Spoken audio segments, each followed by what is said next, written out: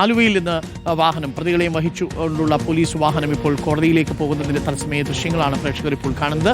ഇന്ന് 8:15 കൂടിയാണ് പൾസർ സുനിയെയും സംഘത്തെ വഹിച്ചുകൊണ്ട്. ഈ റൂട്ട് വളരെ പ്രധാനപ്പെട്ടതാണ് പ്രിയപ്പെട്ട പ്രേക്ഷകരെ. ഇപ്പോൾ ഈ പ്രതികളെ കൊണ്ടുപോകുന്ന അതേ റൂട്ടിലൂടെയാണ് 2017 ഫെബ്രുവരി മാസം 17-ാം തീയതി ആ അതിജീവിതയെ ആ രാത്രിയിൽ ക്രൂരമായി പീഡിപ്പിക്കാൻ വേണ്ടി ആ വാഹനം പോയത്.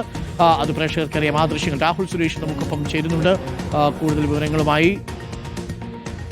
ഇപ്പോൾ രാഹുൽ, ഇപ്പോൾ ഈ വാഹനം ആലുവ പിന്നിട്ടിരിക്കുന്നു എന്നാണ് മനസ്സിലാക്കുന്നത്. നേരെ കോടതിയിലേക്ക് വരികയാണ്. ഈ റൂട്ടിലൂടെയാണ് അന്ന് ആ പെൺകുട്ടിയെ അതിക്രൂരമായി വാഹനത്തിൽ പീഡിപ്പിച്ചുകൊണ്ട് ഇതേ പ്രതികൾ സഞ്ചരിച്ചത്.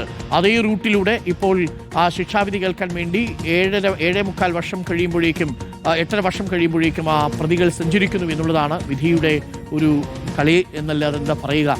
ആ പ്രതികളെയും കൊണ്ടുള്ള വാഹനം ഇപ്പോൾ ഇവിടെ എത്തുന്നു. ചെറിയ ട്രാഫിക് ബ്ലോക്ക് ഉണ്ടെന്നാണ് മനസ്സിലാക്കുന്നത്.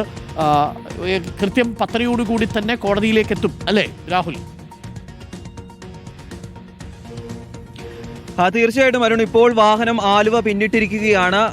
ആലുവ സിഗ്നലിലാണ് ഇപ്പോൾ ഉള്ളത്. 6 പ്രതികളും ഈ പോലീസ് വാഹനത്തിലുണ്ട്. അതിന്റെ തത്സമയ ദൃശ്യങ്ങൾ കൂടിയാണ് ഇപ്പോൾ പ്രേക്ഷകർ കാണുന്നത്. 8 വർഷത്തെ നിയമ പോരാട്ടത്തിന്റെ വിധി എന്താകുമെന്നറിയാൻ ഇനി ഏതാനും നിമിഷങ്ങൾ മാത്രമാണ് ബാക്കി. ദിലീപിന് ശിക്ഷ ലഭിക്കുമോ, ആരൊക്കെ ഇരുമ്പഴിക്കുള്ളിലാകും എന്നൊക്കെ അറിയാൻ ഇനി ഏതാനും നിമിഷങ്ങൾ മാത്രം ബാക്കി. ഇപ്പോൾ 10:10 ആയിരിക്കുന്നു. ഏതാണ്ട് 10:30 കോടതിയിൽ എത്തിക്കാനുള്ള ശ്രമങ്ങളാണ് നടന്നുകൊണ്ടിരിക്കുന്നത്.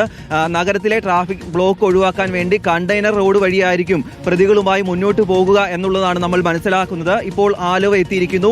ആലുവയിൽ നിന്നും കളമശ്ശേരി എത്തുന്നതിന് തൊട്ടു മുമ്പ് വലത്തോട്ട് തിരിഞ്ഞ കണ്ടെയ്നർ റോഡ് വഴി ഹൈക്കോടതി ജംഗ്ഷനിലെത്തും. അതിനുശേഷമായിരിക്കും എറണാകുളം പ്രിൻസിപ്പൽ സെഷൻസ് കോടതിയിലേക്ക് പ്രതികളെ എത്തിക്കുക.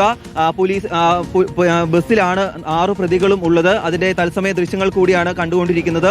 1-ാം പ്രതി പൾസർ സുനി, 2-ാം പ്രതി മാർട്ടിൻ ആന്റണി, 3 മുതൽ 6 വരെ പ്രതികളായിട്ടുള്ള മണികണ്ഠൻ ബി, VP വിജീഷ്, വടിവാൾ സലീം, പ്രദീപ് ഉൾപ്പെടെയുള്ള 6 പ്രതികളാണ് ഈ വാഹനത്തിൽ ഇപ്പോഴുള്ളത്. ഇന്ന് രാവിലെ ആയിരുന്നു ജയിലിൽ നിന്നും ഈ പ്രതികളുമായുള്ള വാഹനം എറണാകുളത്തേക്ക് പുറപ്പെട്ടത്. ഏതാണ്ട് 2 മണിക്കൂർ നീണ്ട യാത്രയ്ക്കൊടുവിലാണ് ഇപ്പോൾ വാഹനം കൊച്ചിയിൽ എത്തിയിരിക്കുന്നത്.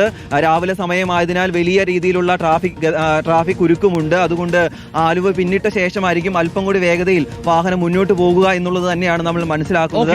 എന്താണെങ്കിലും 10:30 രാഹുൽ ആ ദൃശ്യങ്ങൾ പകർത്തിക്കൊള്ളൂ. അല്പസമയത്തിനുള്ളിൽ വാഹനം സെഷൻസ് കോടതിയിലേക്ക് എത്തും. ജഡ്ജി എത്തിക്കഴിഞ്ഞിരിക്കുന്നു. ഇപ്പോൾ പ്രതികളെ പ്രേക്ഷകർക്ക് കാണാം. അവര് ഈ ജനാലയിൽ തന്നെയുണ്ട്. അപ്പുറത്തെ സൈഡിലാണ് ഇരിക്കുന്നത്.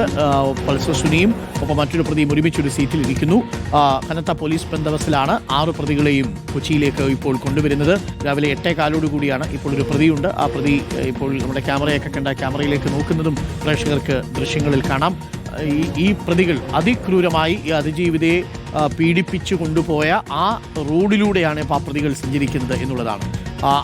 അങ്കമാലി മുതൽ ഈ കാക്കനാട് സീപോർട്ട് എയർപോർട്ട് റോഡ് വഴി ആണ് അന്ന് ഈ പാവം അതിജീവിതയെ ഈ രാത്രിയിൽ ഈ നരാധമന്മാരെന്ന് പറയുന്ന ഈ പ്രതികൾ ഒരു കൊട്ടേഷൻ റേപ്പിന്റെ ഭാഗമായി കൊണ്ടുപോയത്. പൾസർ സുനി അടക്കം നമുക്ക് ആ ദൃശ്യങ്ങളിൽ കാണാം. അപ്പുറത്തെ സൈഡിലാണ് ഇരിക്കുന്നത്. അങ്ങനെ 6 പ്രതികളെയും കൊണ്ടുള്ള വാഹനം ഇപ്പോൾ ആലുവ പിന്നിട്ടിരിക്കുന്നു.